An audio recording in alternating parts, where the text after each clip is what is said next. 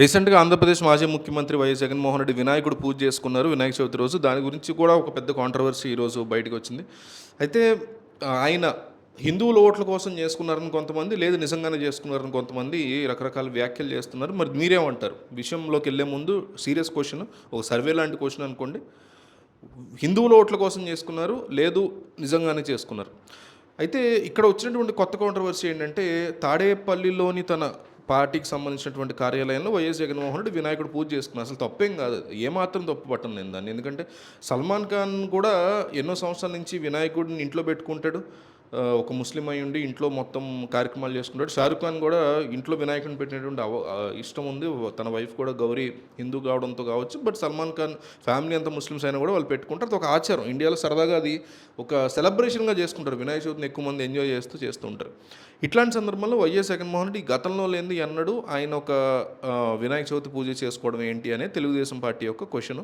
సరే చేసుకున్నారు. అయితే ఆయన భార్య రాకపోవడం ఏంటి? ఆది దేవుడిగా కొలిచేటువంటి వినాయకుడి పూజ చేసుకున్నప్పుడు, అది కూడా వినాయక చవితి రోజు పార్టీకి సంబంధించి ఒక కార్యక్రమంలా కాకుండా ఏదైతే దైవ కార్యక్రమంగా చేశారో అట్లాంటి దగ్గరికి ఆమె రాకపోవడం ఏంటి అనేటువంటి బిగ్గెస్ట్ క్వశ్చన్గా టీడీపీ పార్టీ తెర మీద తీసుకొచ్చింది. దానికి డెఫినెట్లీ ఆన్సర్ చెప్పాల్సినటువంటి బాధ్యత టీడీపీ వాళ్ళకి చెప్పక్కర్లేదు, బట్ హిందువులకి చెప్పాల్సినటువంటి బాధ్యత వైఎస్ జగన్మోహన్ రెడ్డికి ఉంటుంది. అంటే ఏదో ఎవరికన్నా మిమ్మల్ని ఏ రాజకీయ నాయకుడినైనా చంద్రబాబుకి ఈ విషయం మీద ఆన్సర్ చెప్పాల్సిన బాధ్యత ఉంది, పవన్ కళ్యాణ్ దీని మీద ఆన్సర్ చెప్పాల్సిన బాధ్యత ఉంది, జగన్మోహన్ రెడ్డి దీని మీద ఆన్సర్ చెప్పాల్సిన బాధ్యత ఉంది అనగానే వాళ్ళని సపోర్ట్ చేసే బానిసలు పిసికేసుకుంటూ ఉంటారు. ఎందుకు చెప్పాలరా, నీకు చెప్పేవాడు ఏంట్రా అని చెప్పాలి.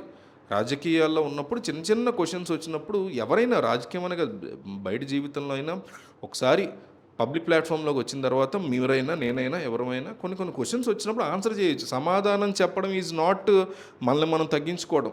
సమాధానం క్వశ్చన్కి ఆన్సర్ ఇవ్వడం అనేది తప్పు విషయం ఏమీ కాదు. సో చాలామందికి ఉన్నటువంటి ప్రశ్న గతం నుంచి కూడా ఉంది. ఎందుకంటే గతంలో కూడా సంక్రాంతి టైంలోనే ఎక్కడో సెట్ వేయించుకున్నారు, ఇంటి దగ్గర గుడికి వెళ్ళలేదు, ఆవిడ కూడా గుడికి వెళ్ళలేదు, ఎప్పుడు కూడా ఇద్దరు కలిసి తిరుపతికి వెళ్ళలేదు. వాళ్ళు వేరే మతాన్ని పూజిస్తారు, క్రిస్టియానిటీని ఫాలో అవుతారు, తప్పేం కాదు అది. క్రిస్టియానిటీని ఫాలో అయిన వాళ్ళు గణపతి గుడికి వెళ్ళకూడదని చేయకూడదని లేదు, హిందువులను ఫాలో అయిన వాళ్ళు వేరే వేరే మసీదులకో చర్చ్కో వెళ్ళకూడదని లేదు. Mixed India, especially secular country, చక్కగా ఎవరైనా ఏదైనా చేసుకోవచ్చు, ఏ రకమైన ఇబ్బంది లేదు. కానీ ఈ చేసేటువంటి చర్య ఏదైతే ఉందో ఇది పనిగట్టుకుని ఓట్ల కోసమే చేస్తున్నారా ఈయన అనే క్వశ్చన్స్ సామాన్యంగా జనరల్గా ఎవరికైనా సరే బయటకు వస్తే, చాలాసార్లు ఆయన ప్రసాదం తినలేదు అనేటువంటి మాటలు కూడా అంటూ ఉంటారు టీడీపీ వాళ్ళు కానీ, ఆయన హేట్ చేసేవాళ్ళు కానీ. లేదు, చాలాసార్లు ఆయన ప్రసాదం తిన్నటువంటి వీడియోలు కూడా ఉన్నాయి. కొన్ని సందర్భాల్లో ఆయన తినకపోతే దాన్ని అట్లా పోర్ట్రే చేసి ఉండొచ్చు. కొబ్బరిగా కొట్టే విషయంలో కూడా ఆయన తీసుకొచ్చి చాలా ట్రోల్ చేస్తుంటారు. చాలా మూర్ఖంగా అనిపిస్తుంది నాకు. ఏదైనా ఆయన పూజ చేసుకోవడాన్ని ఎంకరేజ్ చేస్తూనే ఆయన భార్య రాకపోవడాన్ని, డెఫినెట్లీ ఆవిడ కూడా వస్తే బాగుంటుంది కదా అనేది తప్ప రాకపోవడానికి ఎవరు తప్పపట్టడం కాదు.